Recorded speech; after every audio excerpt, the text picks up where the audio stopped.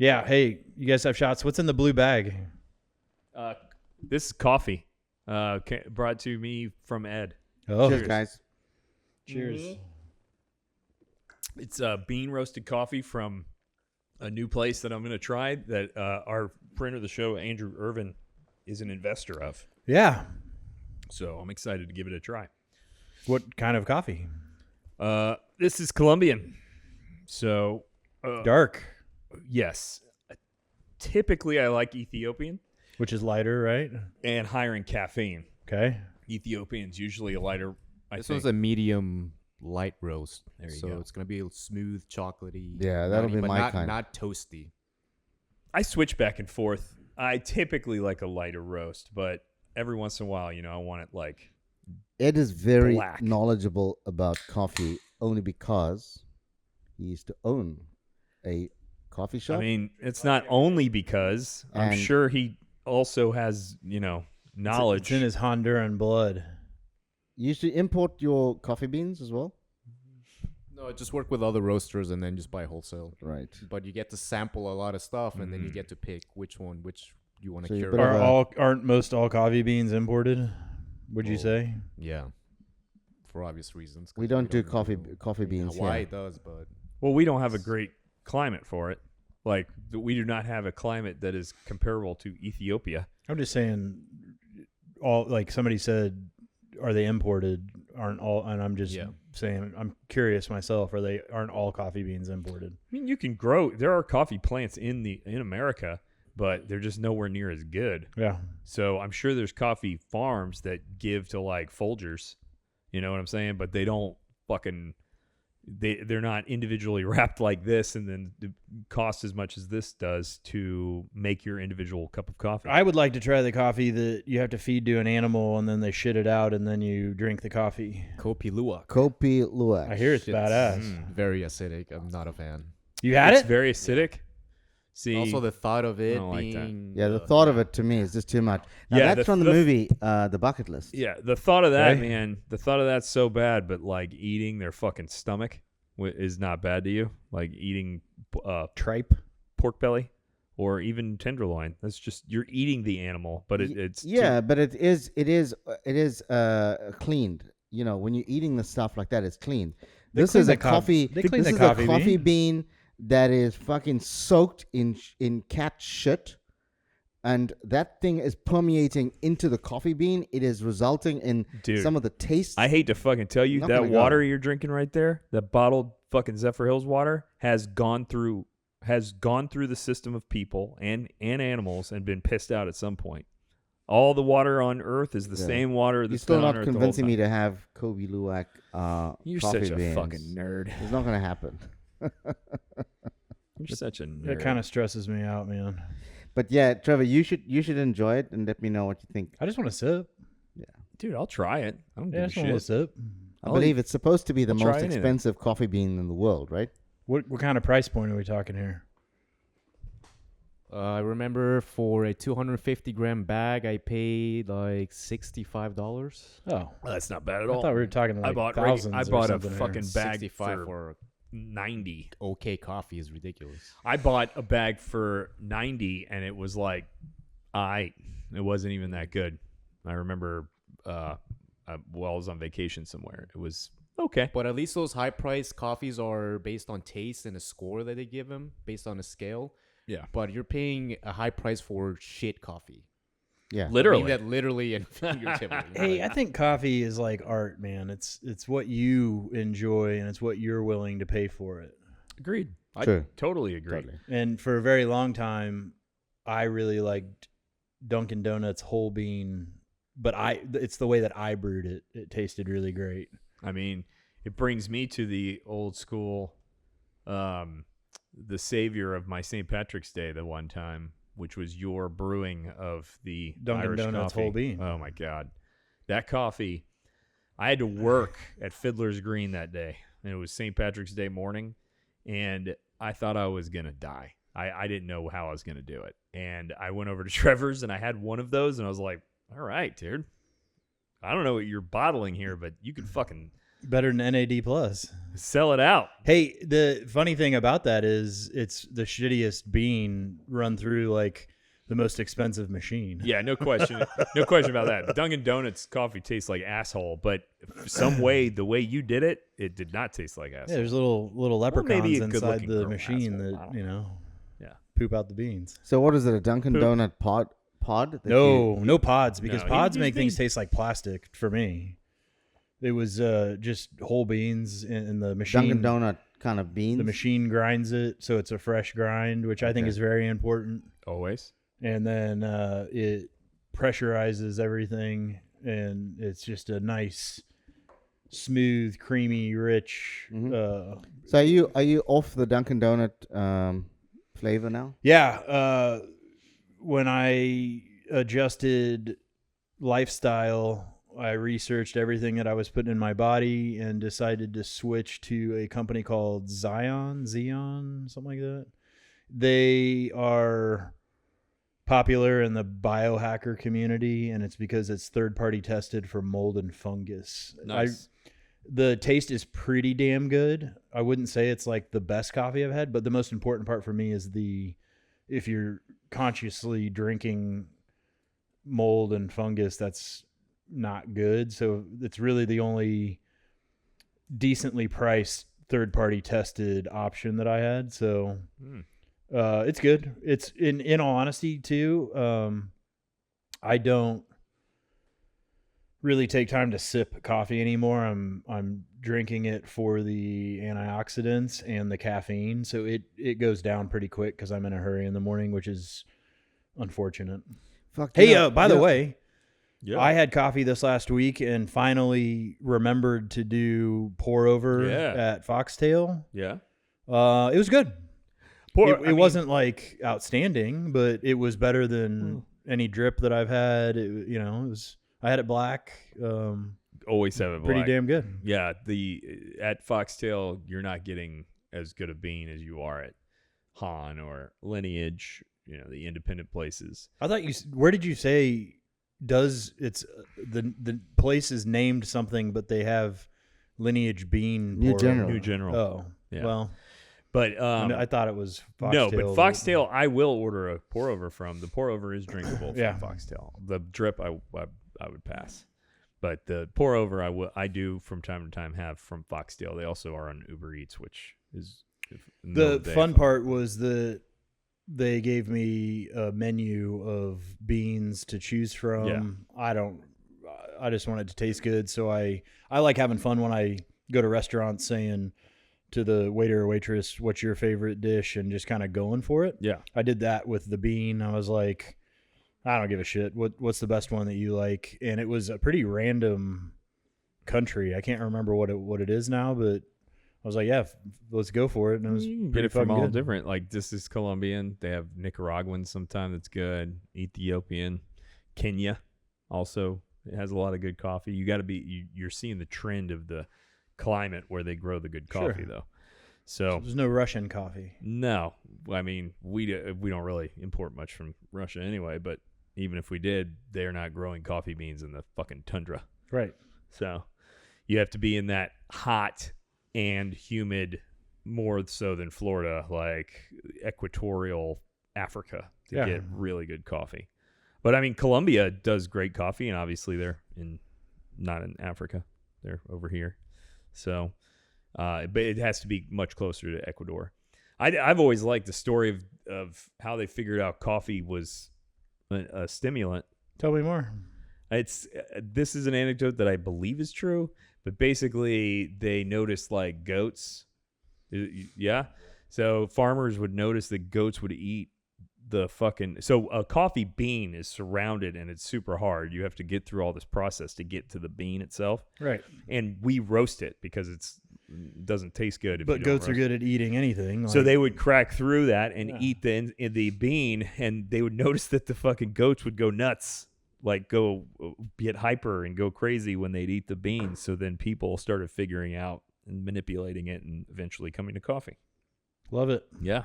pretty rad. I mean, I'm not sure I'm going to be wanting to have something that I see the goats going all fucking berserk with. And Yeah. I'm thinking, now that is an invention. I'm going to take that same thing, grind it, and put it in my hot water. I mean, it's just Better people. them than us. Like better them be Yeah. the litmus test than Everybody's dude. There had to be some guy who was like, "Man, I'm gonna drink this fermented grape juice first." Yes. Like there was a guy who was like, "I'm the one who's gonna try this disgusting smelling fermented grape juice," and then they got drunk and they go, "Dude, it's so cool, man! You got to drink this." Well, that's how the champagne was actually invented as well, right? You know, it was never fizzy drink. It was all just wine that was being stored by the monks underground. yeah, And all of a sudden and they had the cork in, and then the cork started popping Yeah.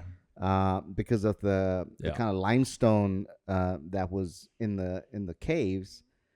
And that started to get into the wine. It started giving it the fizz, and some monk decided he's going to taste that fizzy drink, and thought, What a that tasted fantastic good. idea. yeah. And then now you have sparkling wine. I made my own beer one time. I've made my own beer many times. The very first time was an abandoned kit that my mom had gifted my dad, and he never used it. So when I was in high school, I was like, "Hey, can I get a run at making a batch?" And he said, "Sure." And I fucked up the mix ratio between I think sugar and water, and it was too thick and too alcoholic, and the bottle started popping in the middle of the night, and it was pretty Freaky. yeah. I had it. The house was situated so that like this was in a basement room, an unfinished room, and we couldn't figure out. I mean, it obviously dawned on somebody at some point. I'm intrigued by those innovations though, because you think about you talked about the goats and the coffee beans, which I think I mean to me the kind of seeing a goat enjoying it and then you thinking that's a great innovation, I would probably have a block. So a little innovation that we were trying when I was still had a small wine estate in South Africa, we decided I like red wine, so I decided I want to try. Can we try and make a red wine This champagne? fucking guy. It's so posh. I know. No, I mean, and Like when I used because to have my small wine estate, my very select, very select. So, but that's the point I'm making though is that I was trying to go with. Could we come up? Why don't we have a red wine that's a sparkling wine? You have a rosé and you have white wine. fucking exists. And I thought, so I said, look, I like red wine. Let me try this, right? So we made a few batches of the red wine champagne. Did it work out? I couldn't get my mind to actually like it. Yeah. It was a block. I tried it. We had cases of it Because it's too dark, too thick, too.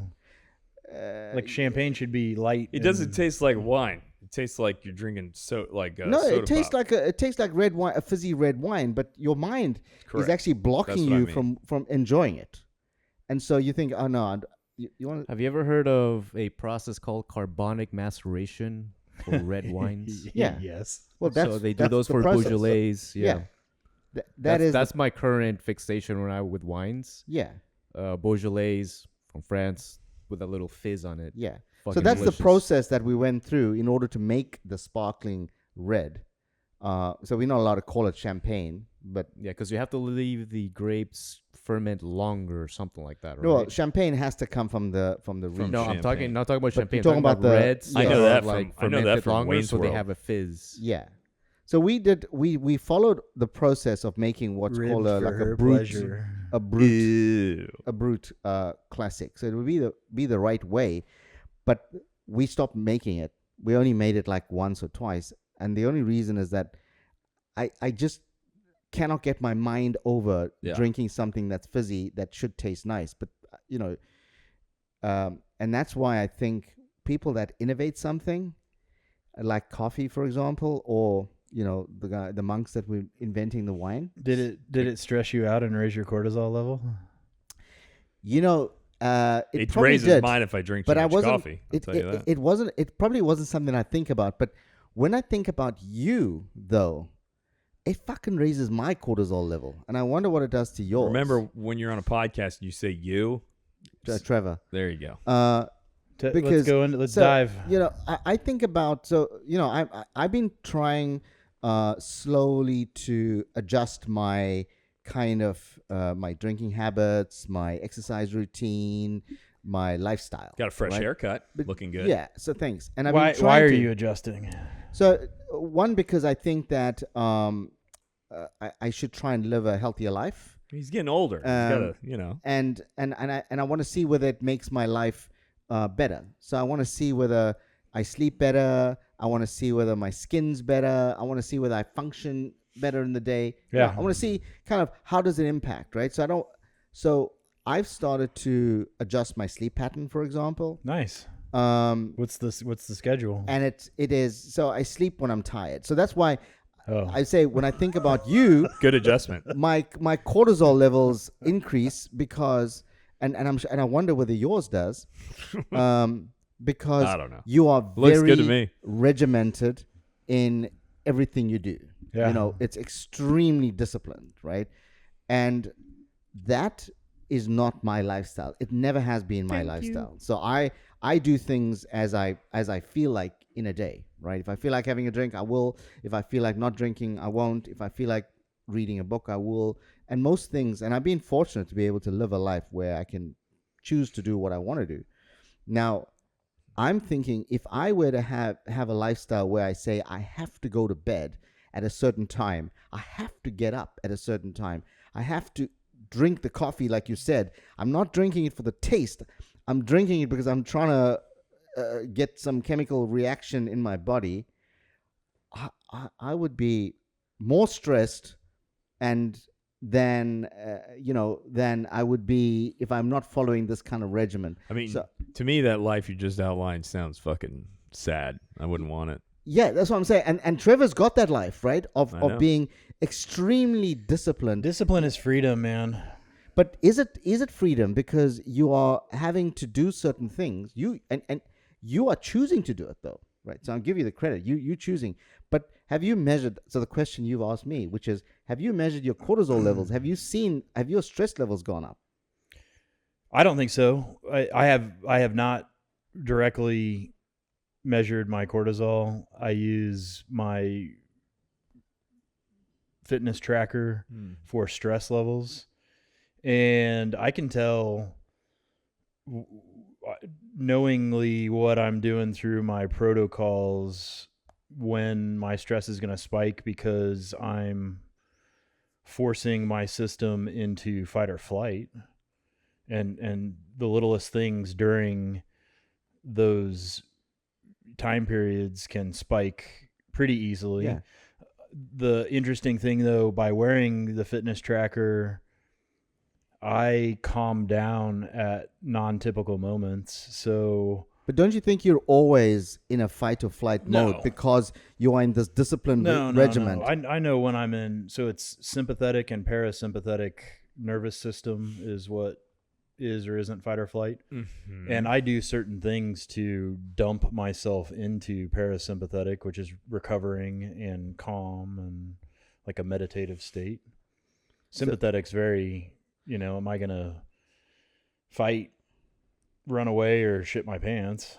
Yeah, so the reason why I say that is that I'm trying to introduce certain things to make a few changes, right? So I've been sleeping a lot better, and the reason why I'm sleeping a lot better is I'm actually going to bed when I'm feeling tired. And that typically is, it could be 8:30 some days, it could be 9:30 at certain days, and I'm going to go to bed when I'm tired, right? But I'm thinking if I had to go to bed at a certain time because I needed to get my whoop fucking numbers right. That's not what I think it's funny how you guys joke about the whoop numbers. It's I don't not even know about what that means. It's not about the whoop numbers. What does that mean? The wrist data the that he's watch got on that his wristband. Why is it called Whoop? It's the brand name. Oh, okay. I lost my train of thought. Weird. Well, it's just I'm going to interject in when you do that shit because the listeners don't know what the fuck you're talking about. I don't know what the fitness, fuck you're the talking about. track, I'm doing fitness this with tracker. Where were we going with that? No, I say that I would be more stressed out, but you guys are consumed with focusing on the whoop numbers. Oh, okay. So I'm not focused on the whoop number. I used it at first to understand my boundaries, and now I buy into my internal system, not necessarily the fitness tracker. my output, not only for my passion project as of late, which is bodybuilding, I have better ROI, but I also have higher brain processing to get what I need done the next day done for like work or whatever faster. I actually listened to a guy the other day that said if your sleep is fucked up, if you have lack of sleep or you're not on your circadian rhythm, that your IQ is measurably dropped. No shit. Absolutely. Like that so is a fact. if I have my sleep dialed in, and it's not that I have to go to bed at 7. I fucking love going to bed at 7. Like I know I want to get the 8 hours. I'm in bed for 8.5 hours because you intermittently wake up for very short amounts of time throughout the night.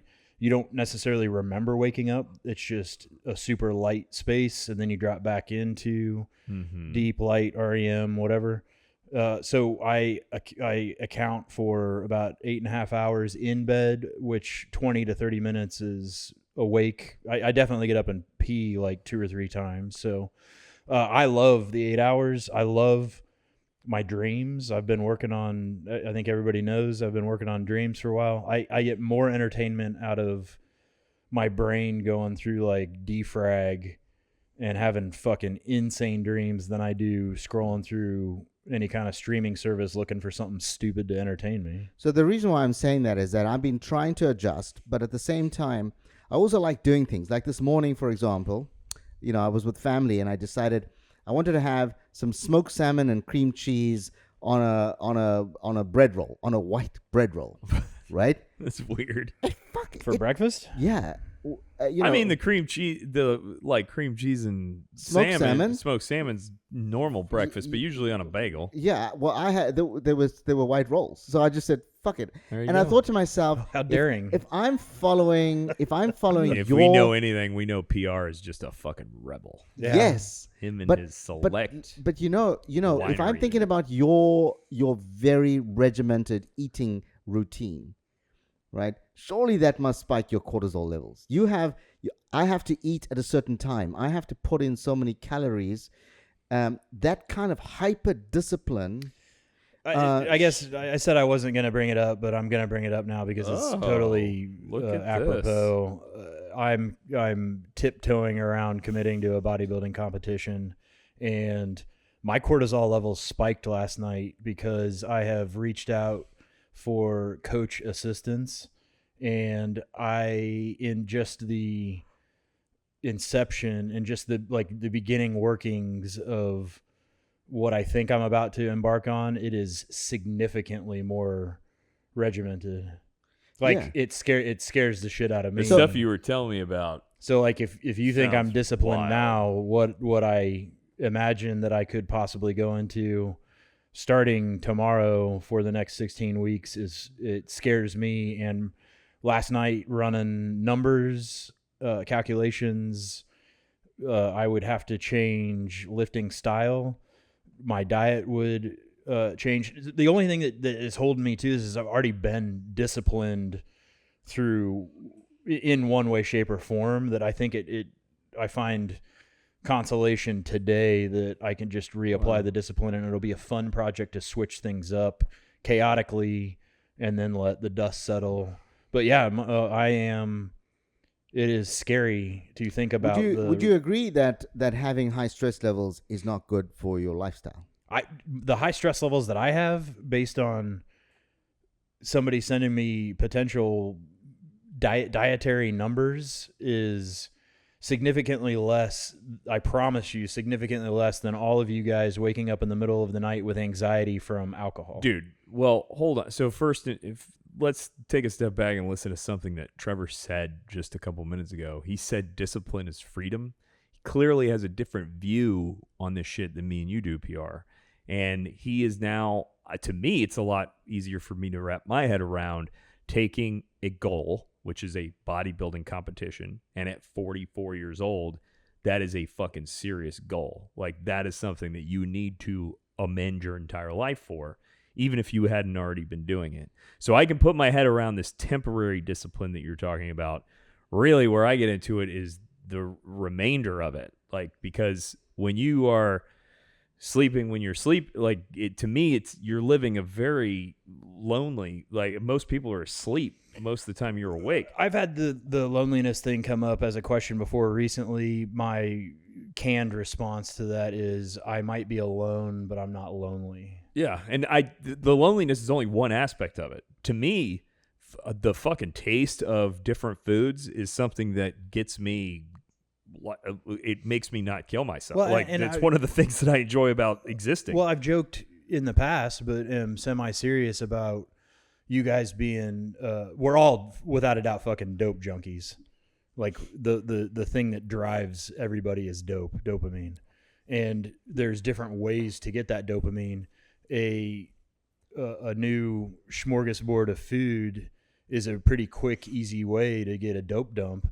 I have found that through discipline, and I think by proof, at least for myself, from my perspective, through all the things that I've done that you guys think are crazy, like abstinence from any kind of like sexual connection or whatever for 40 days, there's a greater dopamine dump at the end of that when you reach it. So like you guys are looking, I think you guys are looking for the hits that are real quick. I'm not judging you. What I'm No, saying I don't is think that you're judging you me. have a personality that's different than mine. Yeah. Your idea of discipline is freedom. To me, is fucking not the way I'd choose to live my life. Sure. Now, we're all going after dopamine. We're all getting it just in different ways. The discipline is freedom, and I'm kind of brainstorming this as we're going through this because it really was. I mean, that is a slogan that would be on a fascist government. It would like be that's on, what a totalitarian government tells their subjects. No. I mean, it may be in a book already. Where I feel like it is appropriate, and the definition that I want to attach to it is that if somebody says, hey, we have this social obligation we need to go to, I can be like, yeah, nope, I can't. I got to go do stuff.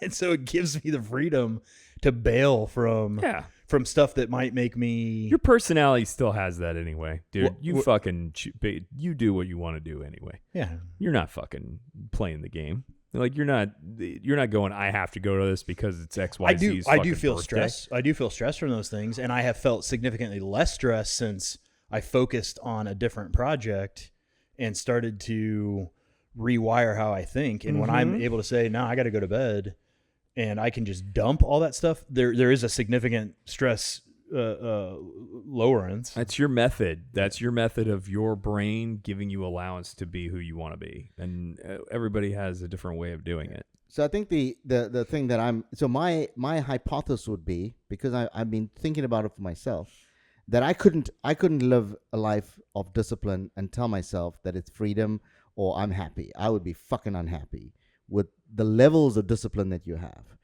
I am trying to incorporate certain things though, like eating good food, because if you eat clean food, the reality is I like clean food. It does taste better than food with a whole lot of sauce and food with a whole lot of shite and everything, right? So I enjoy eating clean food. I enjoy eating predominantly at home, stuff that we cook at home.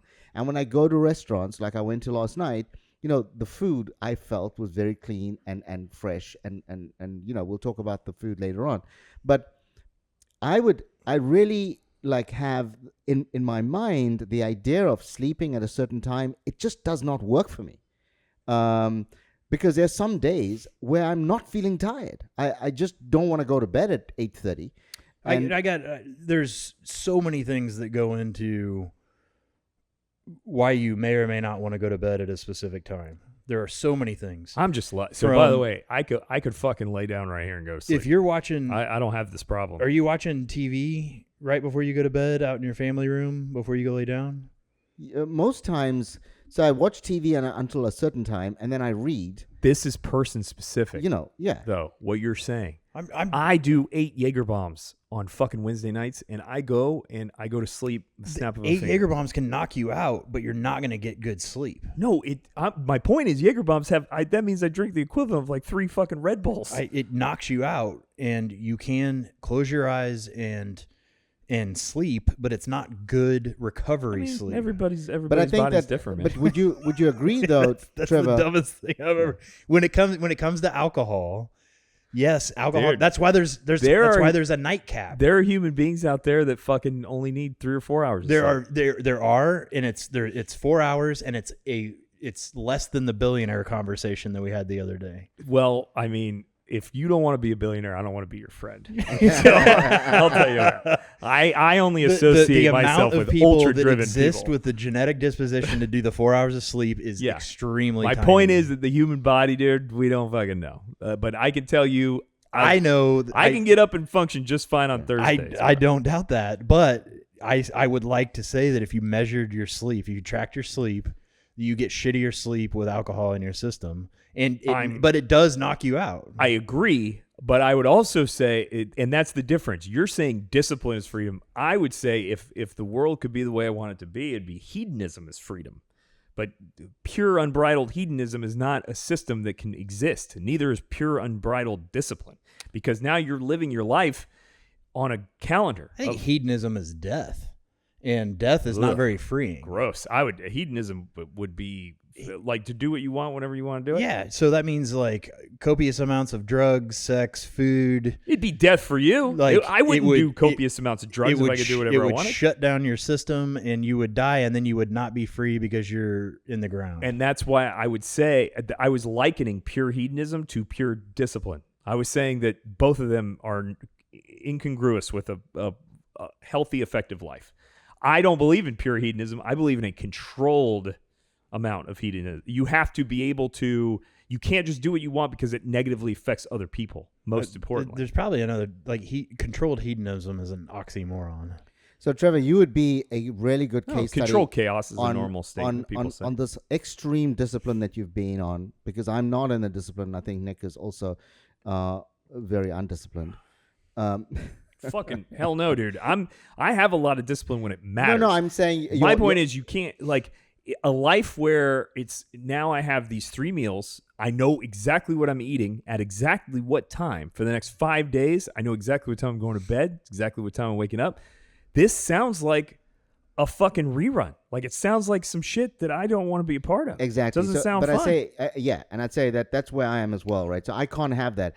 But just because, I'm not in a routine. I don't live a life of a routine. Sure. So I want to be able to read a book. Some days I go home. I don't want to watch anything on TV. But if there's good sport on TV sometimes, I'm going to watch the game until it finishes, right? So I can't say I'm going to go to bed every day at 8:30.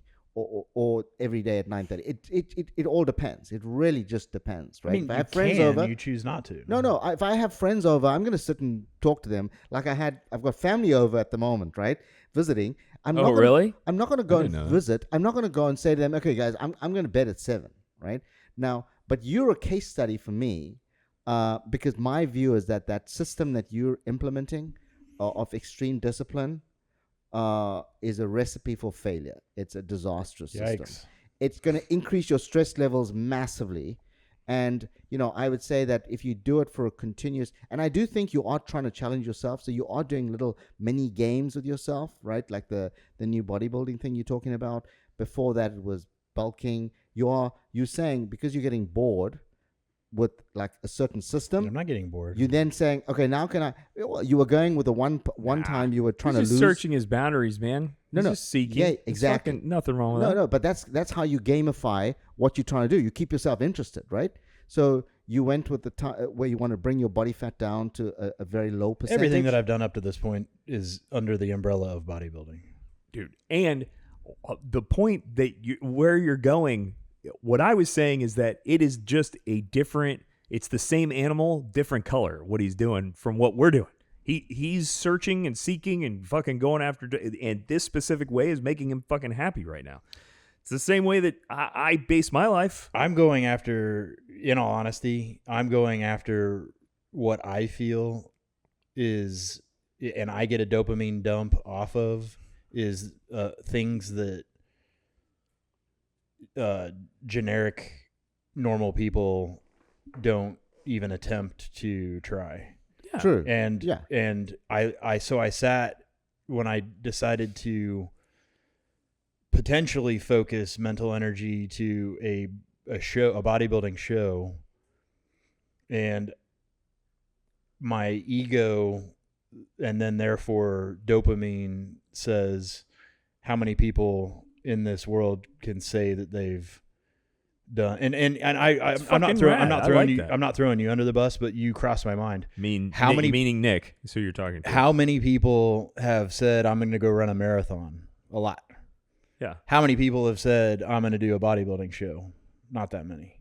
And I get off on that, thinking, how can I prepare for this that is completely different than a lot of other people are even mentally capable of committing to?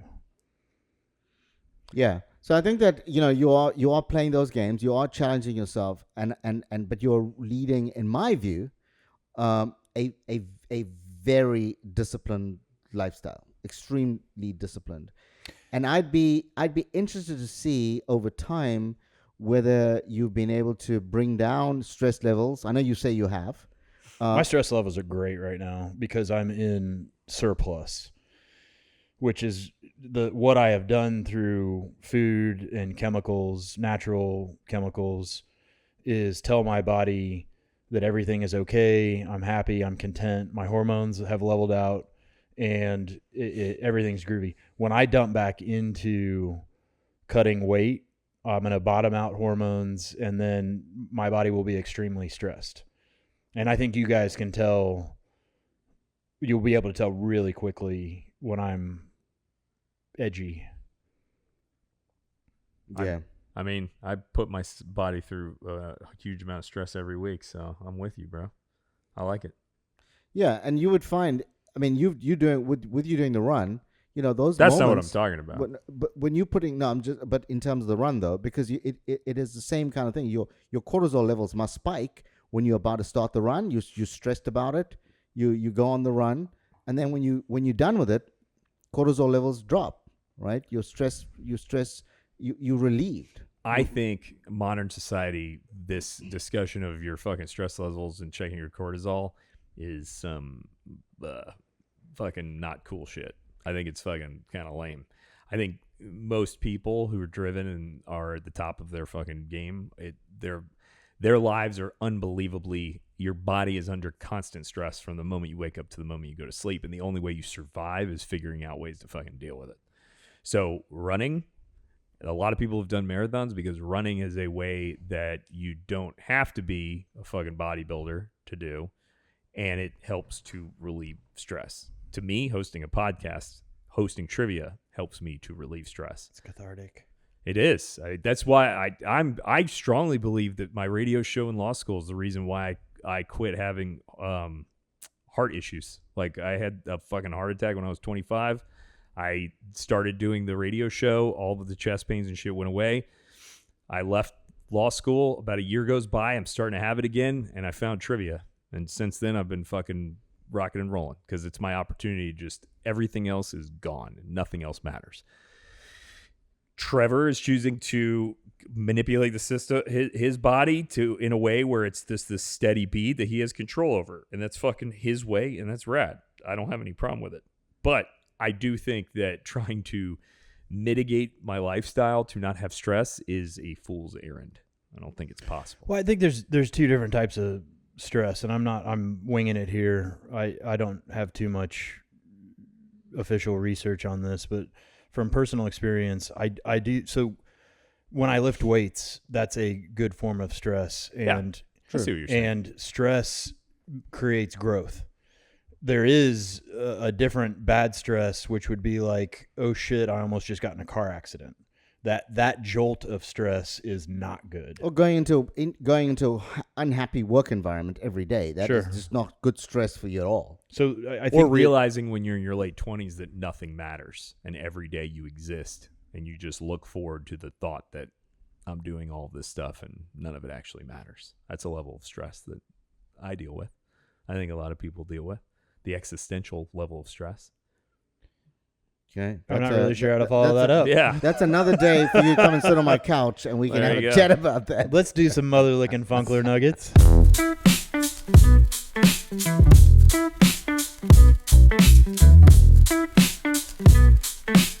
Speaking of hedonism, What'd you do? I did a bunch of shit. I mean, do you guys have anything before I get started? No, Not really. I've got two things to do, but I'll let Nick go first. Well, first I'll hit it that I got season tickets to Orlando Ballet. Last night was Carmen, and it was the fucking best one I've ever. Like it was fantastic. Now I'll tell you, Are you bragging now that you got season tickets? What does a season ticket mean? You're going to be going every week? It means that there are, I think, 6 ballets, and we have the same seats. Is basically all it means, and they were not expensive. So this is not. We're not in a box. I was saying earlier on. I don't know whether I actually like ballet. I have been, I think, to one. Yeah. I mean, what makes you enjoy it? What's something? I mean, I know why I enjoy music. So it's the same. So if you listen to a piece of classical music, what the conductor is trying to do, to put it in a frame that you just mentioned, you'd understand, PR, is they're trying to exert emotion to you, and you are supposed to interpret what is going on with their music based on your personality, your lifestyle, or your life. So it's like watching a Shakespeare play. But the thing is, with no words and with dancing, you're interpreting it in your own way, and you're reflecting your own emotional well-being onto it. And Carmen was fantastic. Our seats are close, which anytime I've gone before, we're a little bit further away, and there's always I'm very sensitive to the sounds of people coughing and sneezing and the voices of children. So when I'm further away and I'm in like that shit, all I hear, I can't get into it because all I hear is disgusting coughing and sneezing and children fucking crying. We were close enough where there's no fucking riffraff around us. So there was no, I had an old lady behind me coughed a couple of gross lungy, pneumonia coughs early on. But after that was done, I could really kind of get into it, and it was fucking great. The story of Carmen is fantastic. It's like this dude who had like this military guy who has everything falls in love with this like kind of slut girl. He loses everything, his life, his wife, his job, and the slut girl like doesn't even fucking remember who he is. So I was like, this is fantastic. Great story. The Dr. Phillips was awesome. I like Dr. Phillips, man. We were in the bottom, not the big one, where like I think we were in Steinmetz or something, the one that's the bottom left. So it was a great venue. We went to Harp and Celt before that downtown, which we've talked about many times. Great experience. Sad that like only one person now remembers me from my 12 years of hosting trivia there. But turnover's quick, man, at a bar. I know. Dean's still there, and Dean's kind of the backbone of that place. So yeah, so that's the first one. You want to jump in, PR? Tell me what else you got.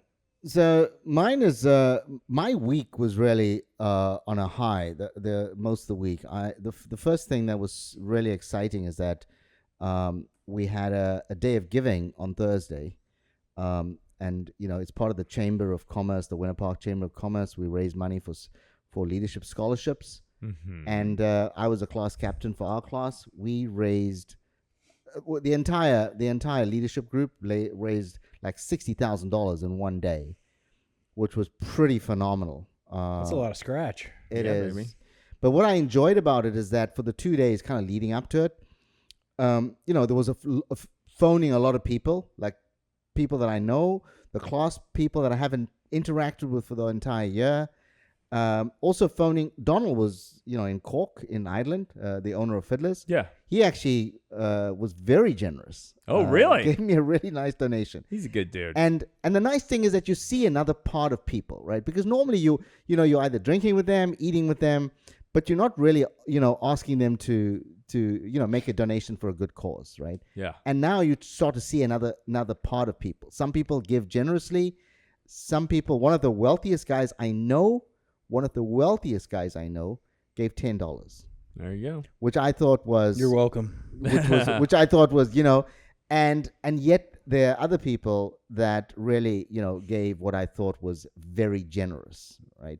So that was, and then we had a watch party at my office, and then we had the celebration at the Edith Bush Foundation. That was Thursday. So that was my first nugget, but it really does motivate me, incredibly. That there are so many people that give so generously. So I'll leave that one nugget. But the second one I want to mention is the trivia night we have on March 25. We need to start pitching that. Our super producer has done a show, phenomenal job in making the tickets available for sale on Eventbrite. They were on sale, they went on sale on Thursday. So if you're keen to get a table, there are only 25 tables. It's going to be sold out quick, man. 5 tables have sold already. Yeah, within sold out 2 fast. days. So I'm expecting within the next week or so that all 25 will be taken. Interestingly, Vinia has been a top pick, even though it's one of the most expensive of the picks, which tells you the kind of demographic that are booking the tables. I would have bet on that. I would have bet on it too. Yeah. So March 25, we've got 25 tables. Our trivia master is Nick Sadul, Ba-ba-da-ba. the that's right. maestro. Fucking right. And it's going to be on American history, so it's going to be a really fun evening, March 25. If you want a table, go on to Eventbrite, America Trivia, Hannibal Square. Rock and roll. Do you have any? No, I looked through my calendar. I did nothing. I mean, I got a more. massage. We Yeah, talked no, about that's fine. massages before. We've got another show as well. I understand that. I was asking in a way that I didn't put on the record that I was saying that we have another show afterwards. But thanks, PR. Yeah. I appreciate And it. on that note, cue the music. Seeing the promised land, motherfucker.